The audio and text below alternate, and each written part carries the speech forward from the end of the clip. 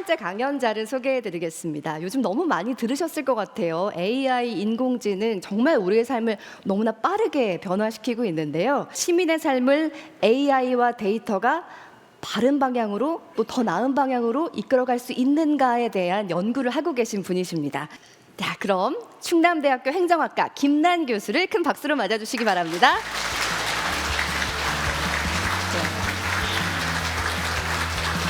네, 교수님 반갑습니다. 야, 요즘 뭐 AI 말고는 대화가 안 될 정도로 많은 분들이 관심을 가지고 계시더라고요. AI와 데이터로 시민과 함께하는 혁신에 관한 이야기를 해주신다고요? 네. 네. AI가 많이 시민 생활에 들어온 만큼 일상생활에서 우리의 생활을 얼마나 편하게 만들어주고 있는지에 대한 부분을 말씀드리겠습니다. 네, 벌써부터 우리 방청객분들을 기대하는 눈빛이 느껴지는데요. 자, 그럼 지금부터 충남대학교 행정학과 김난 교수의 강연을 큰 박수로 청해 듣겠습니다.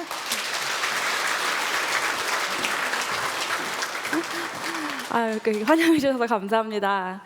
오늘 여기까지 오는 길에 아찔한 순간이 있으셨을 것 같아요. 그러니까 횡단보도 기다리면서 빨간불 왜 안 바뀌지? 바뀌는데 차 오면 어떡하지? 오토바이 그냥 쌩 지나가는데 나 부딪히면 어떡하지? 이런 순간들이 있으셨을 거예요. 그래서 여기까지 오시는 중에 이제 많은 길들을 건너 오셨는데 사실 여기서 우리가 혼자가 아니었습니다. 우리를 지켜보는 눈들이 있었고요. 우리를 보호해주는 또 이제 눈들이 있었어요. 그 얘기를 오늘 드리려고 합니다. 스마트 신호등이라고 혹시 들어보셨나요? 네, 스마트 신호등이라는 거는 기존에는 시간이 이제 일정 시간 있다가 초록불로 바뀌고 빨간불로 바뀌고 그럼 빨리 바퀴를 건너가야 되고 이런 것들이 있었는데요. 스마트 신호등은 우리가 조금 신호가 차가 많을 때는 좀 빨간불, 파란불이 빨리 바뀌었다가 차가 없을 때는 이제 또 차들이 원활하게 갈 수 있도록 좀 센서를 통해서 만들어주는 그런 신호등을 말을 하는데요. 이런 신호등이 어떤 역할을 하냐면 교통의 흐름을 원활하게 해주고 교통체증을 없애주고 그리고 초록불에서 이제 건너다가 불이 갑자기 바뀌어서 이제 어르신분들이 좀 당황하시거나 할 때 신호를 좀 늘려주는 기능도 하고 그래서 여러 가지 기능을 하고 있습니다. 그리고 우리나라가 이렇게 우리나라만큼 CCTV 많은 나라도 흔치 않습니다. 근데 CCTV가 우리를 보고 있습니다. 그래서 위험한 상황이 되면 바로 감지를 해서 바로 위험한 상황에 대처를 할 수 있도록 해주는 그런 관제 시스템이 있습니다. 제가 천천히 한번 보여드리도록 하겠습니다. 혁신이라는 게 어떤 거라고 생각을 하시나요? 혁신, 굉장히 대단할 것이라고 생각을 하는데 사실 혁신이라는 거는 큰 의미라기보다는 여러분의 생활을 바꾼다면 그거 자체가 혁신입니다. 달 착륙했을 때 닐 암스트롱을 달로 보내준 컴퓨터가 있습니다. 계산을 해서 보냈는데 그 컴퓨터는 성능이 지금 우리가 가지고 있는 스마트폰보다 훨씬 떨어졌어요. 단지 4kB밖에 안 됐고 우리가 지금 쓰는 스마트폰은 16GB 뭐 더 이상도 되기 때문에 2000배 이상의 성능을 지금 여러분 손에 가지고 계신 거예요. 사실 이 한 걸음을 통해서 우리는 굉장히 많은 것들을 바꿨습니다. 혁신. 우리가 굉장한 복잡한 것들이 혁신이라고 생각을 하실 수 있는데 그렇지 않습니다. 전화를 통해 여기 와봐 잠깐 왓슨 여기 와봐 이렇게 한 통화한 그 전화가 인류의 최초의 전화였는데 지금 여러분 전화 없이 사는 삶을 생각해 보실 수 없으시잖아요. 우리의 삶을 바꿔준 이런 기술들은 복잡한 것이라기보다는 작은 것에서 출발했다고 생각을 하시면 됩니다. 서산시의 해미면 김순자 할머니의 하루를 예시로 들어보겠습니다. 이제 병원에 가야 되는데 새벽 6시에 나갔어요. 추운 겨울에 나왔는데 버스를 기다리고 있다가 기다려야지 1시간 정도 기다려야 되는구나 하고 보고 있다가 기다렸는데 잠깐 가방 꺼내는 사이에 버스가 지나가 버렸어요. 다음 버스는 11시. 추운 겨울에 기다리고 계십니다. 진료 시간은 단 5분, 10분인데 이걸 위해서 이제 하루 종일을 버스를 기다리시고 타고 가시고 의사를 만나는 하루를 쓰시고 계신 거죠. 현재는 어떻게 바뀌었을까요? 혹시 서산에 행복버스가 있다는 거 알고 계셨습니까? 많이들 아시네요. 제가 소개 안 해드려도 아실 것 같은데 행복버스로 이렇게 김순자 할머니의 하루가 바뀌었습니다. 버스가 오는 길에 어떻게 이제 사람들이 여러 명이 이렇게 버스를 요청을 할 때 어떻게 버스가 어떤 경로로 와야지 가장 빠르게 오지, 누굴 먼저 태워야지 내가 가장 효율적으로 움직이지 AI가 계산을 하는 거예요.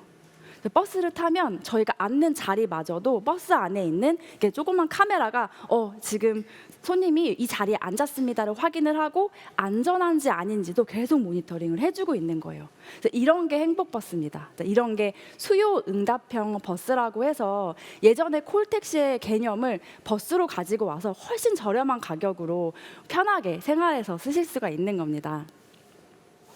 여기도 제가 지금 굉장히 많은 분들 앉아 계신데 한 분 한 분 얼굴을 표정을 본다고 해도 한 번에 다 볼 수가 없는데 그 화면에 있는 작은 상황을 잡아내는 거 사실 굉장히 어려운 일입니다. 요새 충남에 어떤 게 도입이 되었냐면 충남 최초로 서산에 100% AI 관제 CCTV가 도입이 되었습니다.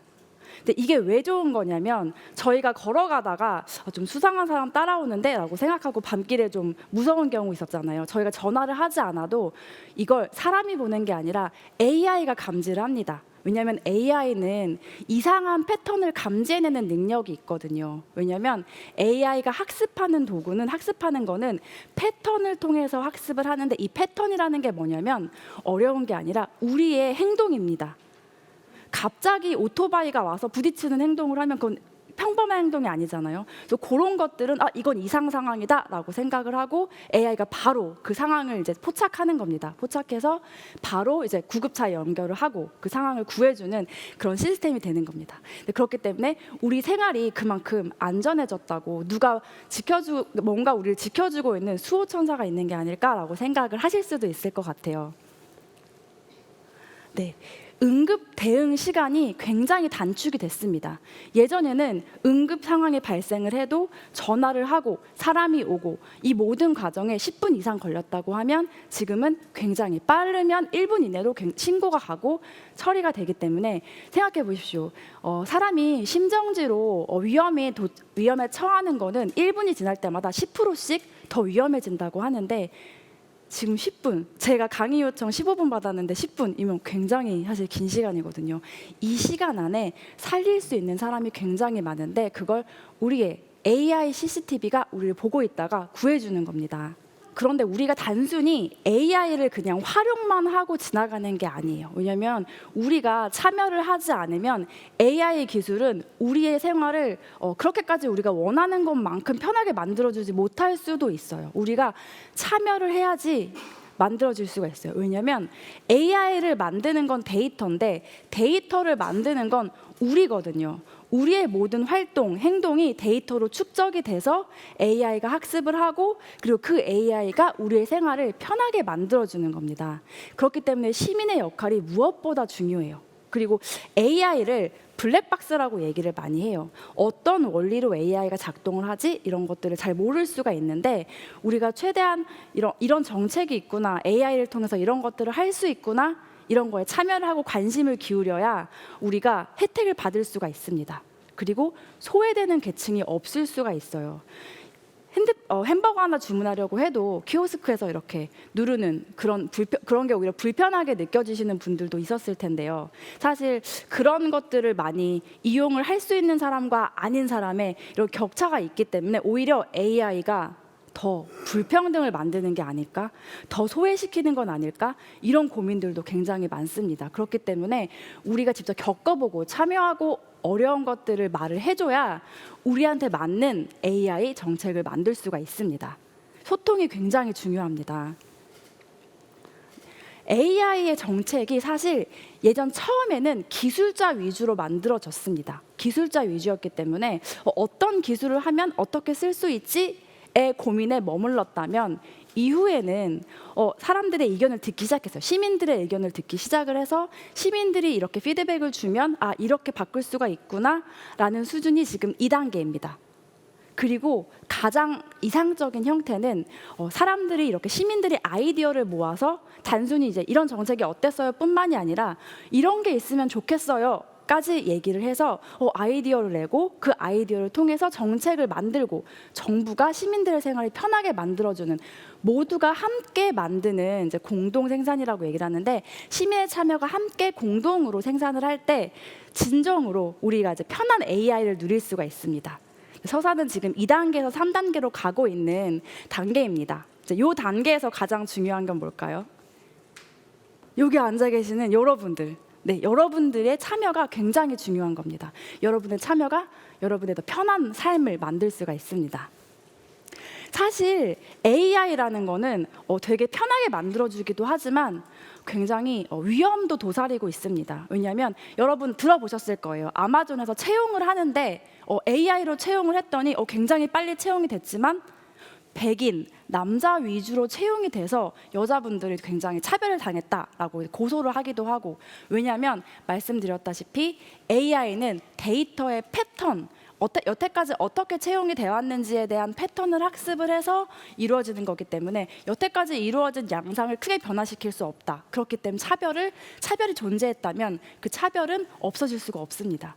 그런 위험이 있고, 말씀드렸다시피 소외계층 이용할 수 없다면 그건 진정한 우리가 누릴 수 있는 AI 기술이 아니겠죠.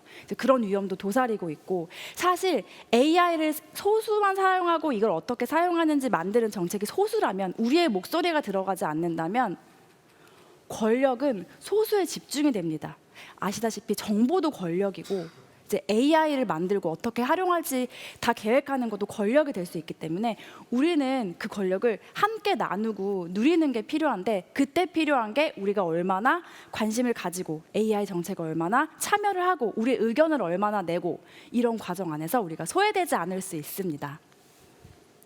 기술과 시민 참여가 함께 이루어져야 진정한 혁신이 이루어질 수가 있고요. 기술은 있는데 시민 참여가 없어. 그냥 나는 이렇게 이런 게 있구나라고만 하면 이건 순식간에 위험한 도구가 될 수도 있어요. 생각하지 못했는데 나를 소외시키고, 생각하지 못했는데 AI 채용이라고 했는데 내가 떨어졌는데 왜 떨어졌는지를 알지를 못해요. 물어봐도 AI가 그냥 우리의 시스템 안에서 떨어졌다. 이건 블랙박스이기 때문에 왜라는 질문에 대답을 못하는데 우리 억울하잖아요. 왜 우리가 떨어졌는지 모르고, 왜 우리가 차별받는지 모르고, 억울한 상황이 없기 위해서는 우리가 AI에 관심 갖고 어떤 정책이 있으면 우리의 의견을 말하고 하는 것들이 그만큼 중요합니다. 그래서 우리는 단순히 정책의 소비자가 될 것이 아니라 우리가 정책을 함께 만들어 나가는 생산자의 입장에서 생각을 해야 된다라는 것이 굉장히 중요한 점입니다. 그래서 레이야비크라는 곳에 아이슬란드라는 곳은 인구 12만의 작은 도시입니다. 근데 여기서 의견을 내고 이런 거 해주세요라고 하는 곳은 이런 거 해주세요라는 사람들이 7만 명이나 됩니다. 많은 사람들이 의견을 내고 거의 8,900개의 아이디어를 제안을 합니다. 이 곳이 좀 위험한데, 이곳에 이런 정책이 만들어졌으면 좋겠는데, 여기 신호등이 없어서 위험한데, 이런 의견들을 끊임없이 내는 거예요. 인구 12만의 작은 도시. 생각해 보세요. 서산 인구 몇 명인지 아세요? 18만? 맞습니다. 12만의 도시에서도 이런 변화가 일어나고 있는데, 인구 18만 서산에서 시민들이 참여하고 함께 정책을 만든다면 얼마나 더 큰 변화가 일어날 수 있을까요? 여러분의 몫입니다. 여러분이 함께 만들어갈 수 있습니다. 여러분의 참여가 아까 말씀드린 김순자 할머니의 3시간을 3분으로, 그리고 위험한 상황을 기회로, 그리고 누군가의 고립을 연결로 바꾸는 AI의 기술, AI의 정책을 여러분이 편하게 누리실 수 있으시려면 여러분이 이 데이터를 만드는 관심을 가지셔야 되고, AI 정책에 관심을 가지시고, 우리 동네에서 일어나는 일들 가장 잘 알고 계시는 거는 여기 앉아 계신 분들입니다. 이런 의견들을 전달하고, 이런 과정에서 우리는 더 편한 AI를 가지고 누릴 수 있는 삶과 가까워진다라고 생각하시면 하실 수 있습니다. 여러분의 작은 변화, 참여로 서산이 굉장히 발전을 할 수 있다는 걸 믿고 있습니다. 네, 오늘 이렇게 강의 들어주셔서 감사합니다.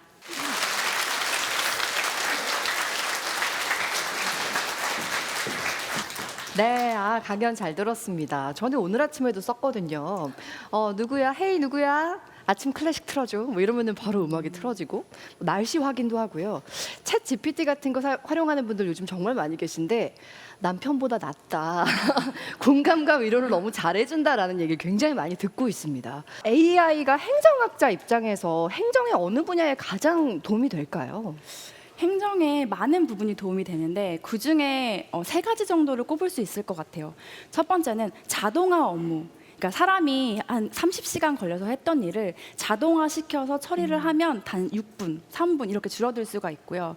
그리고 악성 민원에 대처하는 거. 사람들이 이제 공무원들이 거기서 많이 이렇게 힘이 들어지거든요. 근데 그런 것들을 AI가 대체해 주면서 이제 그런 업무를 줄일 수도 있고요.